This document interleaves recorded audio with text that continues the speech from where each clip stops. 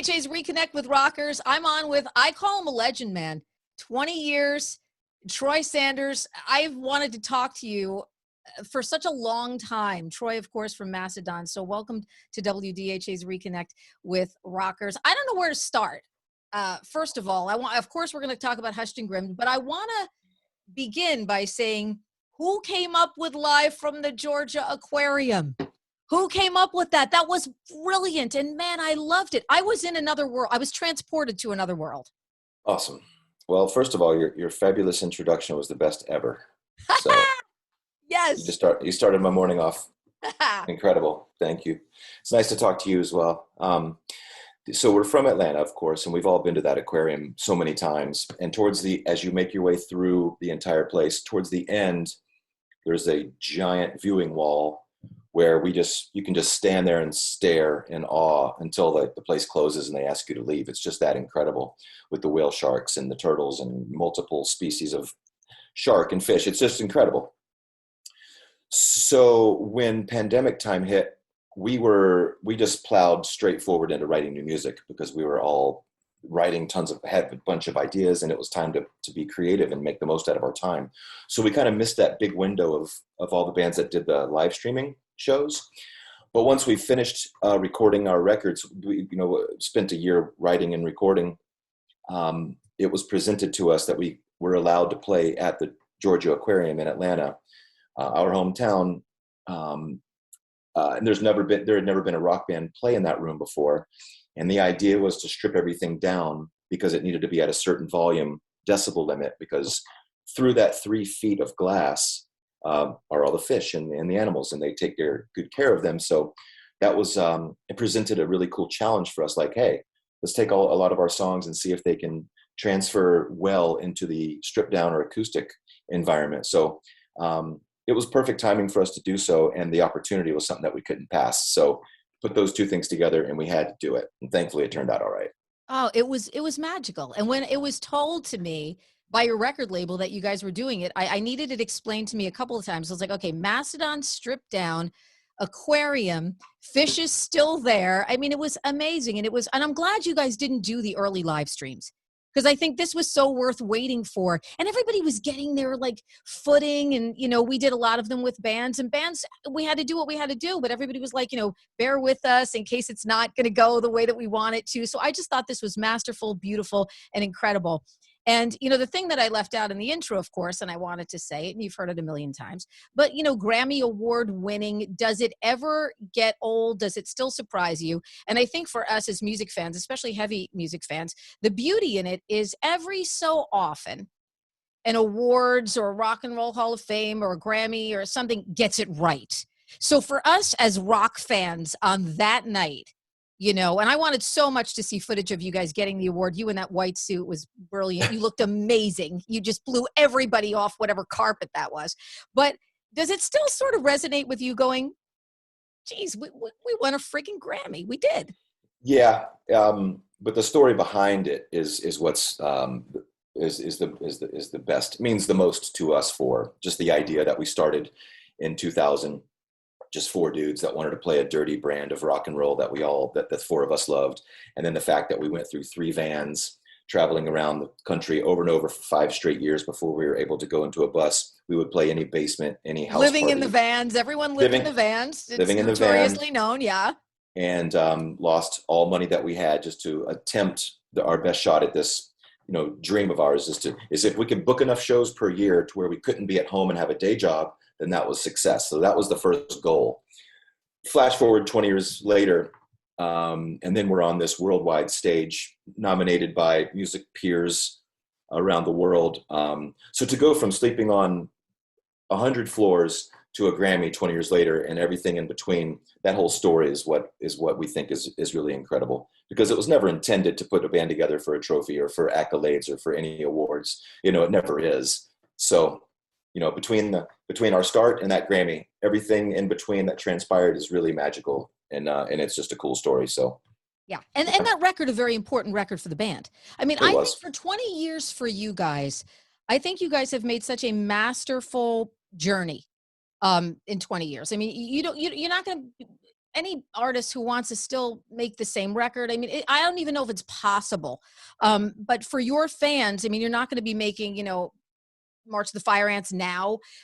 You have made that great journey and that evolution, if you will, and still held true to the visual songs, the heaviness of the band, amazing songwriting, that beautiful pairing off of vocals. And I think Mastodon's one of those bands that when I look back on when I was a fan in 2000 and then a fan now, I'm like, these guys got it right. And of course, there was no strategic planning in that. It just sort of evolved very organically. Obviously, you guys have not been a band that has been afraid out of tragedy to let art be born. Emperor of Sand was the perfect example of that. This record is another example of that. So let's talk a little bit about Hushed and Grim. We're getting it on the 29th of this month. We've got a Hammerstein show, one of my favorite venues to go to a show at in New York City on the 20th of November. So that's super exciting. So talk to me about this record.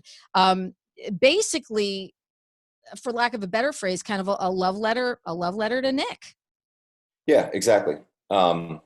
It's not funny, but it's odd how a lot of times we tend to write our best stuff when it's like the deepest and the most sad, and it's funny how, but you kind of nailed it when a lot of beauty can come from tragedy if it's channeled in the right way. And we've said for 20 years that we're the four of us in the band are very fortunate to have the platform that we call Mastodon to channel everything into and through, and the outcome is always brighter than the inspiration, if you will. So once again, we turned a tragedy into hopefully something beautiful. And so for the past 15 years, our biggest fan and our best friend was also our band's manager, Nick John, and he passed in 2018. So it's been 3 years, and he had too much of an incredible impact on our lives as individuals and as a band, to where when he died, there was no way we could not put all that energy somewhere. We couldn't just brush that off and write an album that was a little more upbeat following our last super sad record, Emperor of Sand. It was layered in, depths of sadness and frustration and anger and death.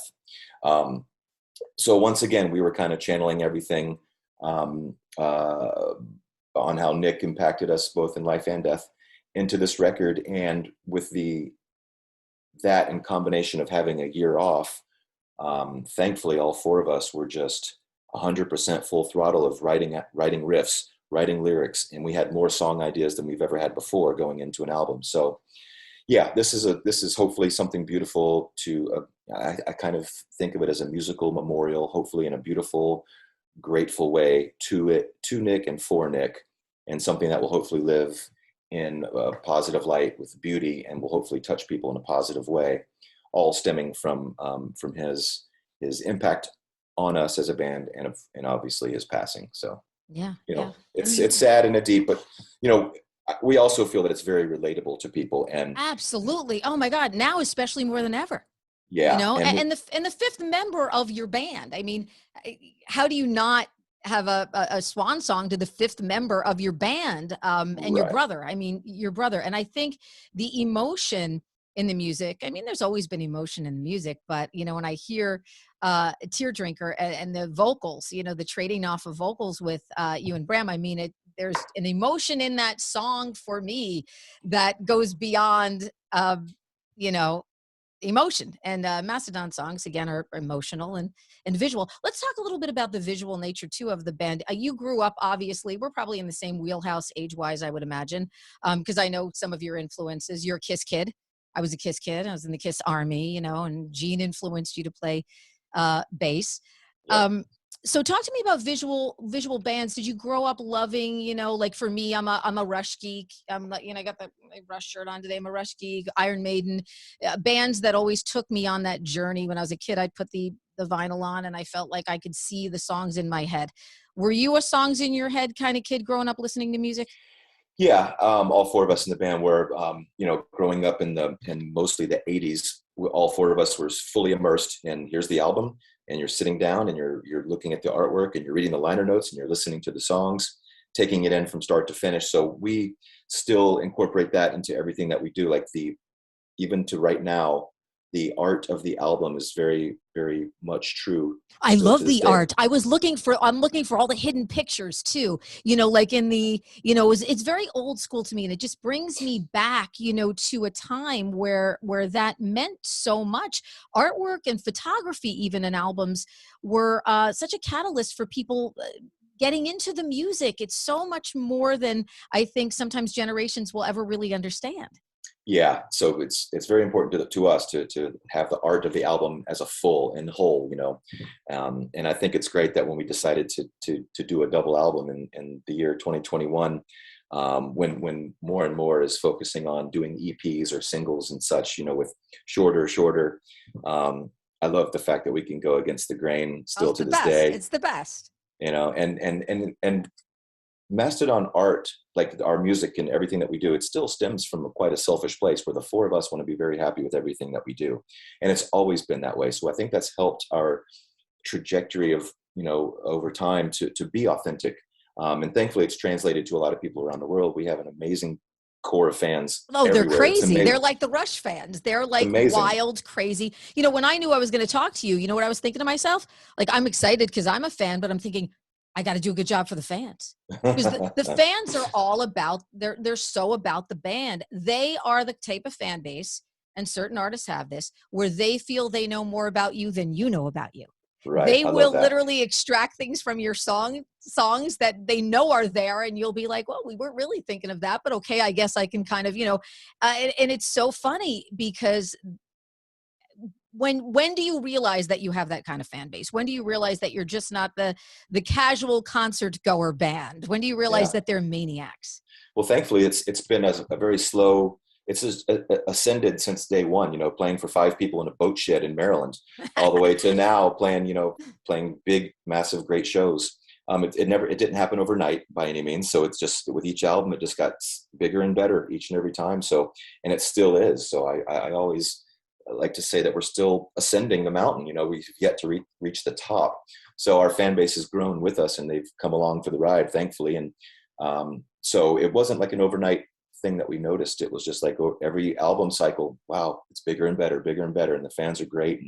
And I think, if for those that do like our band, I think you can see that there's no bullshit, and you can just see that it's real, for better or worse. And we like that. And for those that don't care for our band, that's totally fine, because we never set out to be a people pleaser of all. We're still 4 dudes in our jam room, making sure that we like all the riffs, we like the lyrics, we like the vocal patterns, and it's still very simple from Yeah, a creative standpoint. authenticity cannot be. Eventually, people get it if you're not an authentic entity, And yeah, I mean, when I think of authentic bands, Mastodon's definitely in the top 5 for sure. Yeah. So talk to me about the first. I just want to know, first time you heard blank, it changed your life forever. It could be an artist, it could be a song, it could be something you saw on TV. What was a life changer for Troy Sanders where you said, you know what, I think I want to do that? I guess the biggest life changer would be my older brother, Kyle Sanders, who's because he's a couple years older than me. So when he was in high school, this is all when MTV and Headbangers Ball was our world, mind blowing.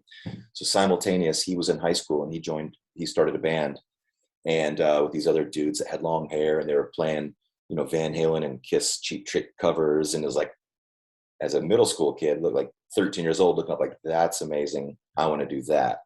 So he turned me on to Kiss, Judas Priest, and Metallica, and that's when I kind of, as a small, 13-year-old kid from Atlanta, Georgia, just closed the bedroom door and borrowed his left-handed bass, flipped it over to try to do it right-handed, and Nice. played the first 3 Metallica records, trying to develop an ear and learn how to do that. So I always claim my brother Kyle as the first and initial and biggest inspiration.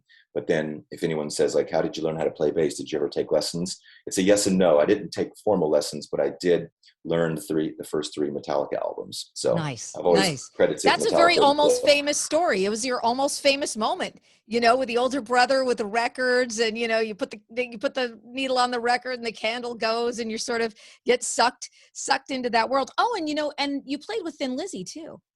Yeah, which that was was some. cool because the bass player in Thin Lizzy. I mean, that's a big deal. To sort of Thin Lizzy to me, one of my favorite bands and one of the coolest and most underrated bands. I mean, Phil was one of those guys with that shining bass and that amazing afro. I mean, such a rock star. Of So that course. had to be a really cool, once in a lifetime kind of experience to get to go on tour with that band.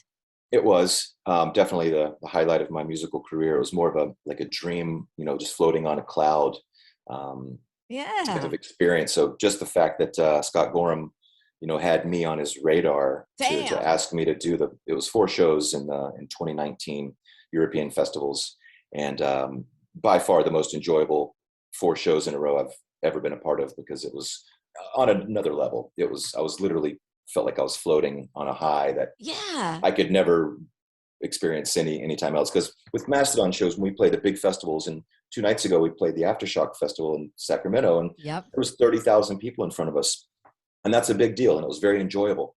But it's our show, it's our vocals, like performance and vocals, like so a little more weight on your shoulders, a little more pressure. Yeah. Like let's Yep. have a great gig.